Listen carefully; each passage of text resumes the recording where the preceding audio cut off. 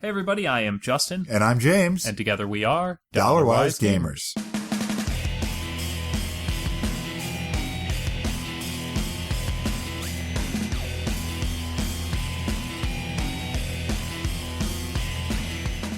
Dun dun dun dun dun dun dun dun dun dun dun. No more songs. Oh my goodness! Do you know what episode this is? 42. It is 42. I asked a question. What was your question? I missed it. What's Sorry. the meaning of life? That's not actually the question. The question is, what is 9 times 6? 42? Yes. Nailed it.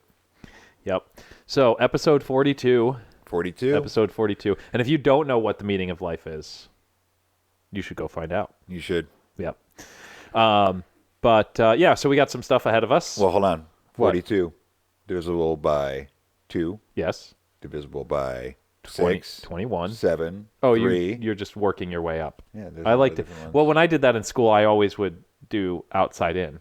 Yeah. 14. Yeah, is it? Yeah, 14 and 14 times 3. I'm not good at this. Yeah. That's what math. 21 times 2. Yeah, that's the only one I knew. We're good. 42 times 1. 42 times. Yeah, so anyway, we got a lot of articles and everything. We just did an interview with Dire Nerd Studios. We did. That'll be in the next podcast. It will be in the next podcast, so that will be awesome. Listen for it. Sherbets, thank you for all those questions. Yeah. That was awesome. They really they dug all the questions. They did. Answered basically all of them. Yeah. So, all right. Anyway, we're going to do a Tabletop Simulator board game night, and we are going to do it in April. That is the plan. And we will set a date after the podcast that we record. Is true. We will sit down, and him and I will set a date, and I will tweet it out there and Facebook it out there. And you will then know, and you can sign up for joining us for a Tabletop Simulator board game night. And I remembered what game Levis had suggested last time we played, and it was Shadows over Camelot. Yes. We should try that. We should. All right, so Shadows over Camelot is what we will play. I will say that's most likely what we will play. Okay, so Levis and Sherbets there's always obviously an open invitation, but there's an open invitation to anybody. Just email us at dollarwisegamers@gmail.com. I have Twitch streams typically on Friday, Saturdays, Sunday nights. Saturday nights are my wolf packs, which I haven't been streaming as much lately because I've been streaming casual streams during the week, playing Division, stuff like that. Yeah. You can find us on Facebook and on iTunes. You can find us on our website, dollarwisegamers.com. We're on Stitcher. We're on everywhere. We're on everywhere. Yeah, that might be an exaggeration, but yeah, hell yeah. Yeah. So video games we've been playing. I will answer all of these questions. I have been playing The Division. I have been playing... Oh, James. Oh, yeah? I played Minecraft this week with my son. Him and I were playing Minecraft. We were having a lot of fun. It's exciting. Yeah, it is pretty awesome. What games have you been playing, James? Video games? Next article. Okay, so James hasn't been playing video games. Oh, no, I played... Oh, that is true. You did play... a video game. You did play... is the game that Dire Nerd Studios is working on. This is true. We'll talk about that more in the next podcast. We talked to them about it. Yeah. Let's play it a little bit. Interesting, quirky, funny little game. Yeah. You know, I mean, it's like pre-alpha, the version that we got. Yeah. But anyways, more of that in the next podcast.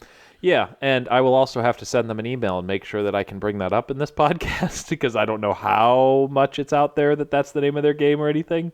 Ooh. But I will double check. Me out. I will. I can do that. You should. Or this will be an interesting conversation if I don't bleep you out. You should bleep me out. Yeah. That'd be great. Yeah, that's a good idea. In fact, he did. I did bleep him out. You should probably put that in the notes. Yeah. I will add that to the notes right now.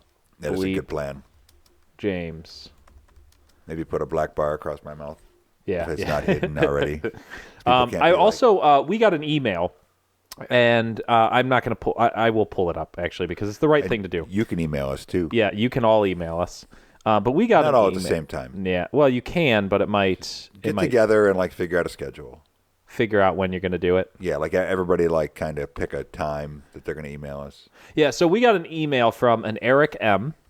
All right. And he was telling me that they're developers of a PAX 10 winner called, the game was called Altitude. And they have a new game called Flamebreak. All right. And they sent us a Steam code.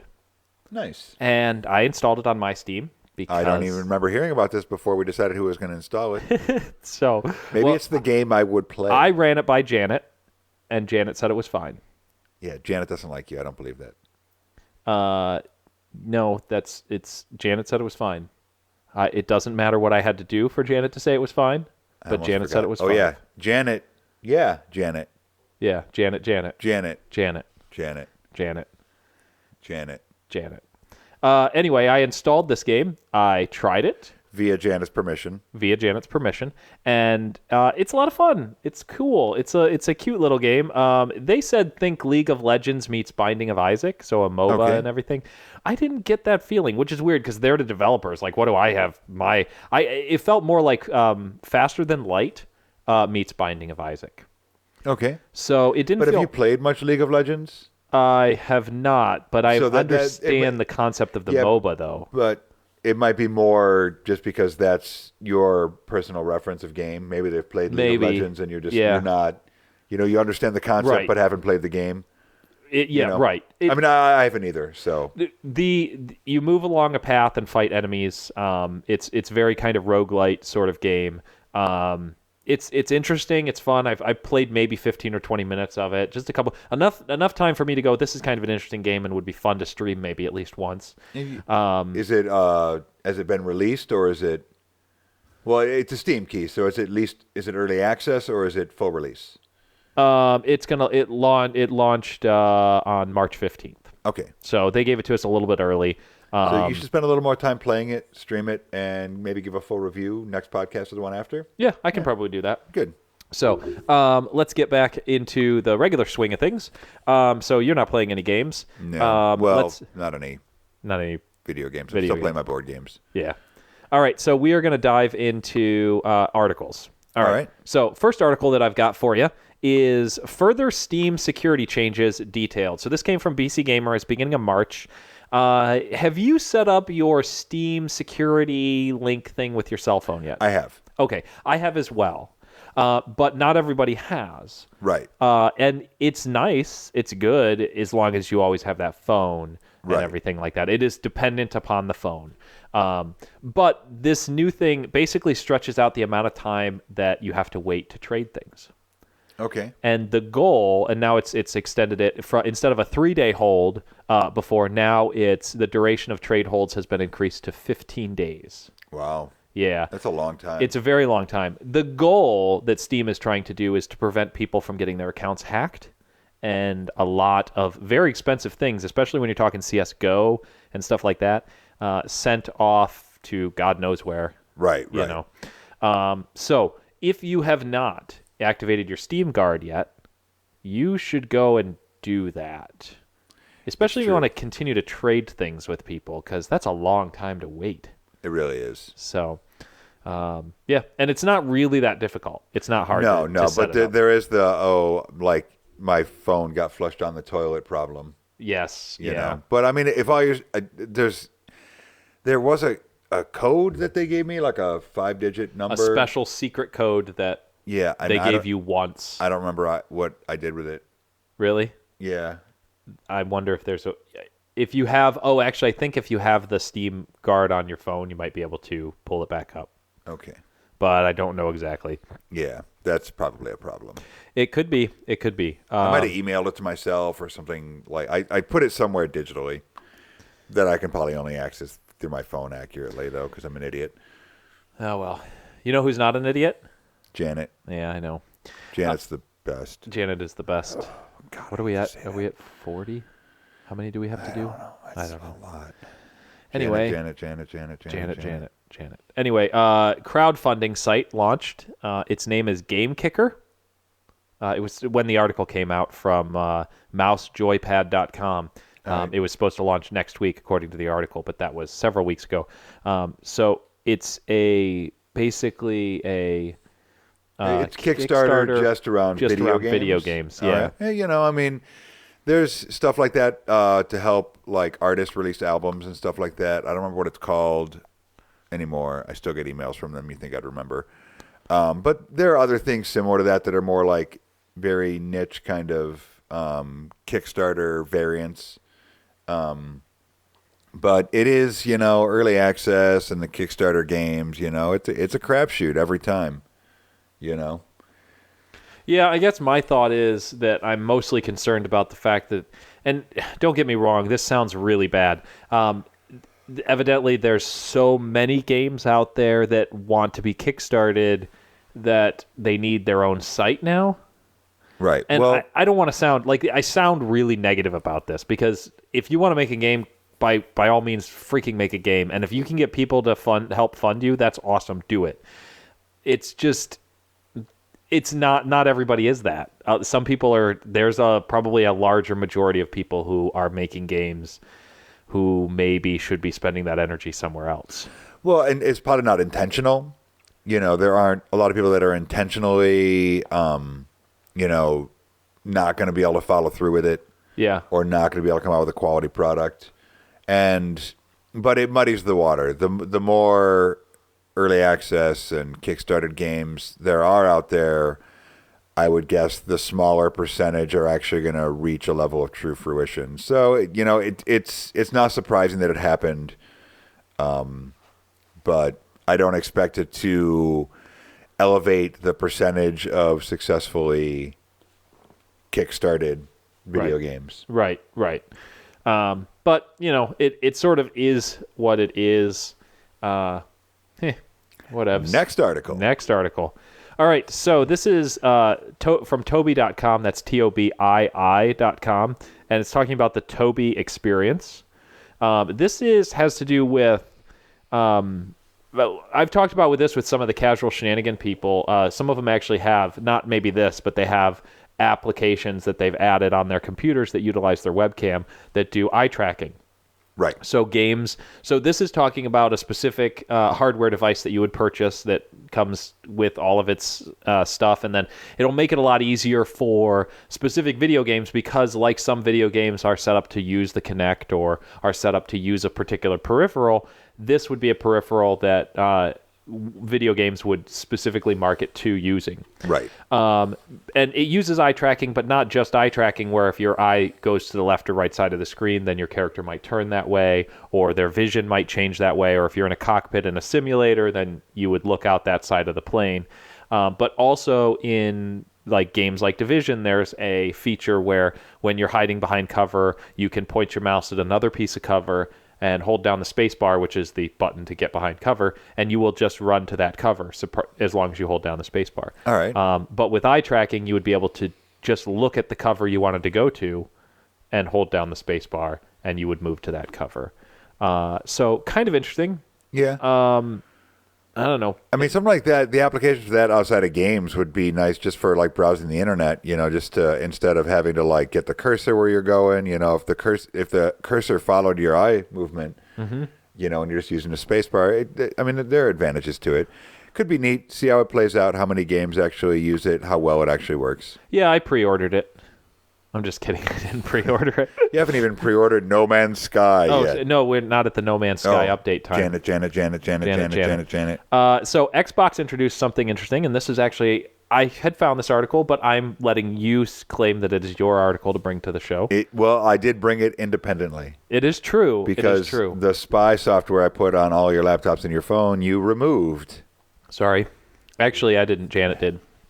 She said she was the only one who is allowed to have spy software on either of our phones or computers. She made me get a tattoo. I don't want to talk about it.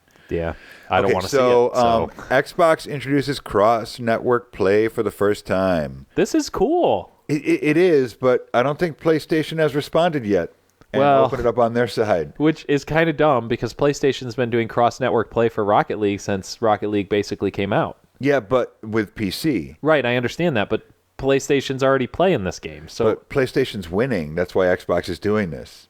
But they're both losing to PC, from what I understand. Like overall, the PC and the Android, iOS markets are growing. Yes, which means that the console market is shrinking. Which goes back to what we were talking about in the last episode, where Phil Spencer and Microsoft is changing up what a console is and what the direction is going to be for the future of consoles. Sherbet's actually commented on that video saying that they don't want to see consoles go away. They like consoles.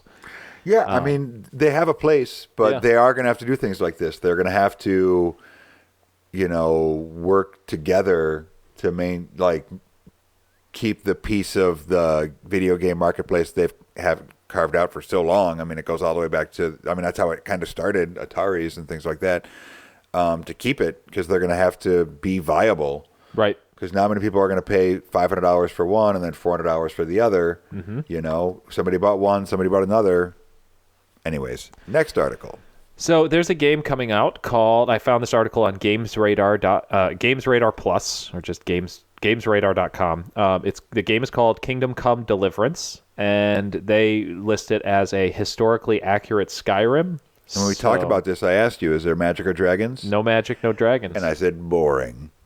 And you would be wrong, I suppose. Maybe. But, when you think Skyrim, when the dragon lands in front of you and you, blast it with fire and it dies. Yeah. Yeah, but being able to survive in, a medieval world, a real medieval world. Yeah, you like the survival games more than I do. Well, that's because they're the best. And you know what's really surviving? Next article. Being around Janet, No, Janet's the best. Janet's the best. Man, I wish we would have remembered to mention her in the last podcast, because she is the heart and soul of this podcast. Right there, yeah. Janet is the best. I don't know how I exclamation point, exclamation point, exclamation point, one, exclamation point, one. Next article. All right, another PC Gamer article. Minecraft becomes an AI training ground. Next article. So, utilizing an AI system they basically tasked it with finding the highest point that it could get to, right. And then utilizing Minecraft. And then the nice thing is what they export out of this, what they can get out of this, they can then turn around and modders can use to add different things currently to Minecraft, so that you can have AIs that run around within the system, within the game, and potentially completely change the game into something else.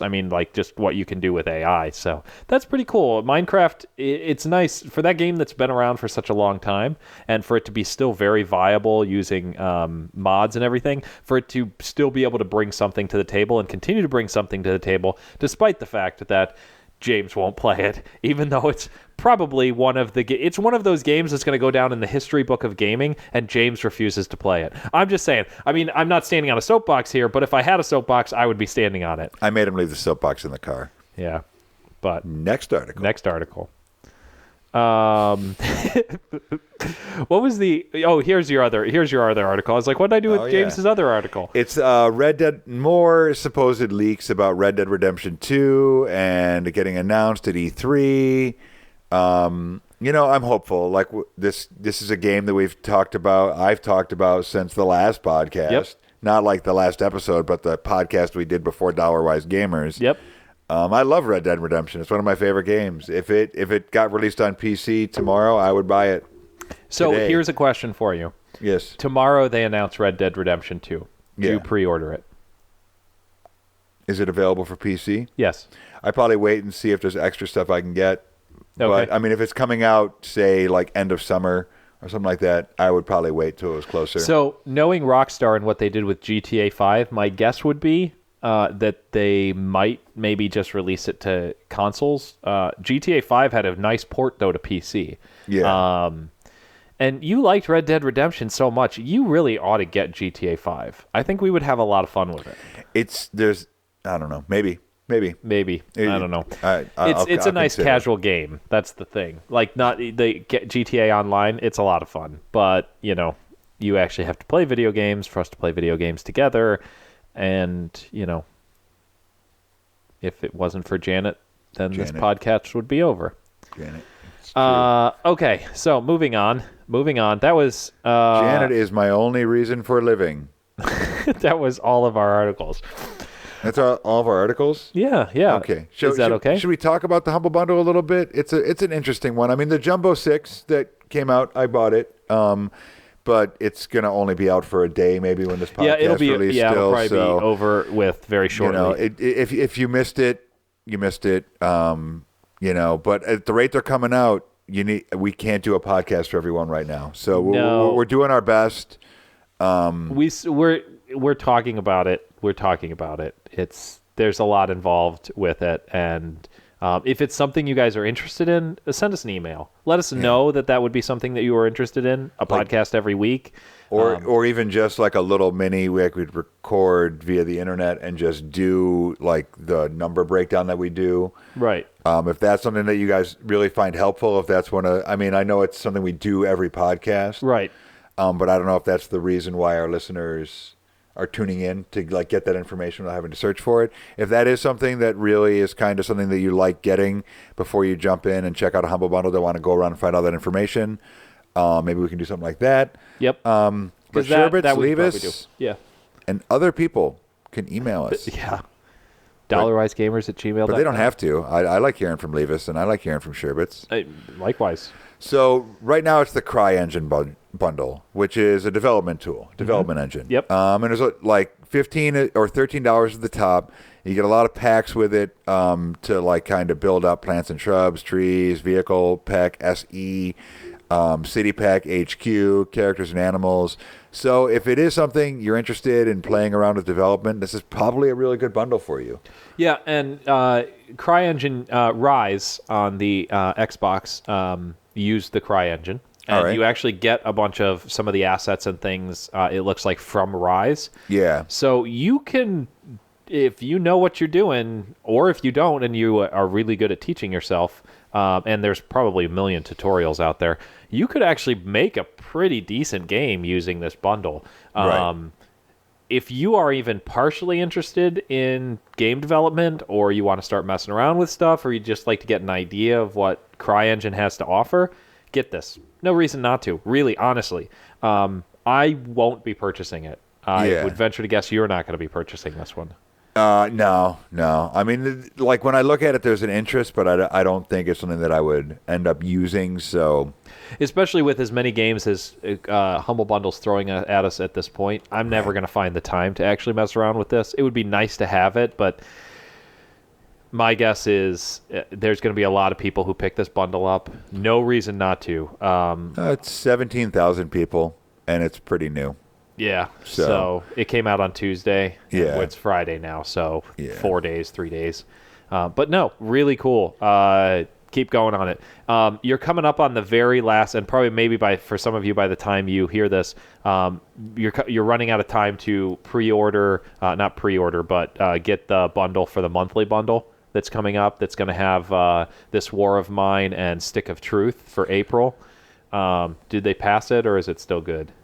Can they still get it? It's still good because it's like early April, and it's only the 18th as we're recording this. So you got like a little more than 2 weeks from the moment we're recording now. And like we said on the last episode, that's a pretty solid buy between the two of those. If you don't currently own those, $12 to get those two. I'd say jump on it. And check, because the last couple of bundles have had like 10% off the Humble Monthly. Yeah. So that means it's $11. Well, $10.80, but still, that's what I paid. Because I just, before we recorded, I bought it early. You bought it early, yeah. Did. And actually the previous, because I had one of those as well, one of the previous monthly bundles actually took 10% off for me as well. So nice. So that was pretty nice. Thank you, Humble Bundle. But yeah, that's it. You know what? The giving away extra games. Sherbets actually had sent me an email about their Steam thing. So Sherbets did their Steam calculator. All right. And Sherbets' was $74 is the current value for the account for him. Really? For them. Yep, $74 for Sherbets. Yeah. I don't know why I would have thought it was higher. Right. Well, I don't know if you remember, but Sherbets didn't even have a Steam account. Do we have a problem? You and I? Yeah. That we buy too much? That maybe. Yes, but I'm not ready to admit it. Janet. So $22 was the total cost with sales. $9.28 though is their price per hour. It was Sherbets' price per hour. Ours is less than $5. So Sherbets might not be a Dollarwise Gamer. Honorary member. We're not really Dollarwise No, Gamers we're not, either we're at not. $5 an hour. Damn it. But they Sherbets did say it doesn't really reflect their true game time because they play a bunch of games through the Steam game sharing, and it doesn't compute their 17 hours in Civ 5. Okay. So Sherbets has been playing a lot of Civ 5. And Civ 5 is a fantastic game. Yeah. Any So chance? wait, Sherbets doesn't own Civ 5? I thought Sherbets did own Civ 5. Sherbet should, because just keep an eye out, and you probably already know this, but sometimes you can get like Civ 5 with all the expansions for like $12-13. Oh, you know what? I was just thinking, don't I have a free copy of Civ 5? But no, that was the bundle where they bundled everything together in the tiers. Yeah. Humble Bundle, please stop doing that. Don't do those Yeah. kinds of things. That's such a bad idea. It makes us not be able to be as generous. Yeah, and honestly, that's the thing. So, yeah, no, please don't do that. Anyways, next article. There's no more articles, but Okay, next you section. skipped over my my review for The Division. You're running the show here, buddy. You just went into the Humble Bundle, and I was just going along It's not with like you. I said enjoy your existence. I didn't end the podcast That's or what anything. Janet wanted you to take over the podcast. What I did Janet understand. want? Wanted you to take over Is the podcast. that what Janet said? Yeah. Okay, Janet. All right. If that's what Janet Anyway, said. so The we should do what Division. Janet The says. Division. The Division. Tom yes. Clancy's The Division. I've Yep. played. Ask me how much I've played. You've played 31 hours, plus you played in the beta. That is true. Both of those things. Good game. I like it. I've read reviews on it.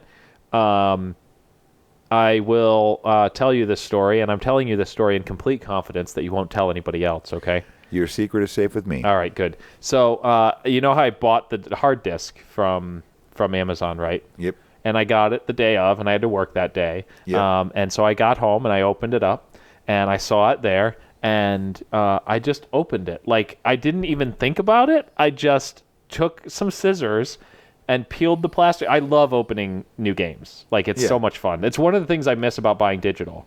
You love that new game smell. I love that new game smell. And I started opening it before I realized, what the hell am I doing? I wasn't going to open this yet. I'm pretty sure if we review the tape of previous podcasts, I called that shit before. You did call it. I was listening to the podcast. I was like, I got to own up to this. I got to own up to this. Like, I got to own up to this like a Janet. Like a Janet would own up to things. Janet would totally. Well, she would, but she never makes any mistakes. So Janet is my role model. I wish I could be more like Janet. Period. Yeah. We will never forget to mention Janet in another podcast ever, or I will donate both my kidneys to her in jars. Oh my God. I didn't write. I didn't. No, that's directly from the email from her. Oh, okay. Anyway, so The Division, good game. I've read reviews. I agree with some of those reviews. I don't agree with all of those reviews. And it's not because I really like the game and I want to feel like I get my $80 worth out of it and get those 80 hours. Because I am getting to that point with the 30-some hours that I'm at. I'm at level 20 out of 30 levels. All right. I still have some more to play in the main quest. I do like the Dark Zone. I do like playing with other people. The casual shenanigans are... they all got it, so I play with them quite a bit. And I like it, but I'm getting that drain of, okay, do I put another 50 hours into this game so I can meet my $1 per hour? That is never the way you should approach it, by the way. And that's the problem that I'm at right now, because I really want to set it aside. Now, here's the thing. This game, I can come back to 6 months from now. The only drawback... Will you? Huh? Will you? You could. There's that, and the other drawback is the people that I'll be playing with at that point will have out-leveled me. Right. Which isn't a big deal when you're talking about just 10 levels between 20 and 30. They can power level me for a few levels, and then, then I'm useful again. But I don't want to feel like I have to play it. But I do get the itch, like most Ubisoft games. I get the itch to want to clear the map. And so there are a lot of unlockables, a lot of things to pick up, and I want to do that, but it's becoming tedious. And so it's this balance between, there's a part of me that really wants to go clear those. Like, I'm thinking about it right now. Like, when I get home, I should boot up Division and try to knock out a couple more things. Yeah. But at the same time, I'm like, but I could boot up something else. Like I want to start playing Stardew Valley, which I just purchased. I picked up Subnautica finally, so I don't have to play my son's version of it. Right. And I want to get back into that game because there's been some updates on that game. And there's other survival games that I want to get into. And I want to get back to Dark Souls 2. I'd love to actually beat that game, potentially. But I just get this sort of nagging feeling that I've got to work on The Division. Yeah, well, yeah, I mean, play because you want to. I mean, you'll spend time playing with Jeremiah and the Casual Shenanigans guys. But don't force the 80 hours. There's no point in that. That's not the fun part. And it's going to come in eventually. Maybe. Sometimes you put down a game and you think you go back to it. Well, you never do. that being said, I've looked at their 1 year, like their development, because I paid for the gold edition, so I have all of these more things coming over the next year, and some of them are like a survival mode, where you have to get food and drink and all that stuff you don't like. Oh, I love food and drink in the real world, where all I have to do is go buy that shit. But no, so it is what it is. Okay, next article. So the last thing is a new section I'm going to add to the podcast. Okay, until at least June. I'm going to just sit back while you do this. All right, so this is the new section. No Man's Sky news. No Man's Sky news. So there's an article that came out from No Man's Sky from GamesRadar.com. I've played No Man's Sky and I still don't know if it's real. It'd be great if it wasn't and it was all a joke and it never actually came out. Wow, that is rude. You, Janet. No, yeah, I know, right? Anyway, I'm still very excited about this game. I am so very, very excited about this game. My goal... Next article. My goal over the next couple of months is to convince you to purchase it before it comes out. I mean, like, so to convince you to purchase it before it comes out, but you don't have to pre-purchase it or pre-order it or anything. Just like, we can play, at the same time. But not together, because we'll never meet each other anywhere. So I can just tell you that I'm playing. Yeah, I'm playing. Yeah. Why does it say you're playing Warlock? Oh, I changed the name of it. Yeah, I was able to. I hacked it. I did a hacking thing. You haven't even played Warlock, though, at all. Oh, and actually, I can't forget. Okay, we had that article a while back about CSGO and the hack pack where all those people got banned. Yes. And I didn't know, because he streams, the guy who told me about that article, and he streams on Twitch, and he goes under Trinnles, Trinnles. Okay. If you can add that to his show notes, maybe find his link, check it out. Check out his streams. He likes to have people come watch his streams, as all streamers do. But I just wanted to give him a shout out. I meant to, and that was like 3 podcasts ago now. So yeah, that's my random, out of nowhere interruption of. So I think for this section of the No Man's Sky news, there'll also be a part of it where James gets to make fun of me for being this excited about this game. It's going to happen naturally. We don't have to write that in the notes. I'm just saying that it should. Yeah. All right. So I don't even know. We've had a lot more people join us on Facebook. Thank you very much. Really appreciate it. It's good to see you all. Please say hi. Send us a message. Send us an email. We like to hear from you all. Let us know what you like, what you don't like, what you want to hear more of, what Janet would like us to say more of. Yeah, she's the best. She is the best. I'm never going to forget to mention her again. I know. It's... kind of afraid, man. So, Tabletop Simulator Night, definitely in April. We will actually, before I leave, we will come up with a date and get that started so we can get that information out to you all. We will be playing Shadows of Camelot, most likely. Shadows of Camelot? Shadows over Camelot. Shadows over Camelot. Someone doesn't know their board games. Sorry about that. You can find us on iTunes and Stitcher, also on YouTube now. It's very regularly. It's video. Yeah. Hello, you can see us. What up? We might actually end up with a green screen back here now that we have the space to kind of rearrange the space. You really can't tell because, all you see is this. Yep. Kind of here. Yep. But yeah, so we might go with the green screen, and who knows, you might see dinosaurs behind us. Or whatever. Wow. You do know that I have to take the time to do those things, right? It might be like a space battle. Oh, my God. Anyway. Ooh, can you have me getting chased by a giraffe that has little, T-Rex arms? Oh, my God. But then, I want to have a lightsaber. We'll talk about that. We'll figure it out. You please can do it. I believe in you. let us know what we should have on our green screen behind us. Oh, yeah, come up with something better than what I just came up with. Yeah, thanks. Okay, so what do we have left here? That's it, actually. Thank you, everybody. Up to 160 plus people on Twitter. That's awesome. Wow. We really appreciate all of you. It's super cool. It's a lot of fun. Thank you very much. Thank you to my son for our streams, and thank you for Minecraft this week. That was a lot of fun. It was a nice change of pace for me. And then, oh, actually, before we end this, I would like to dedicate this podcast to an awesome Rottweiler named Wyatt.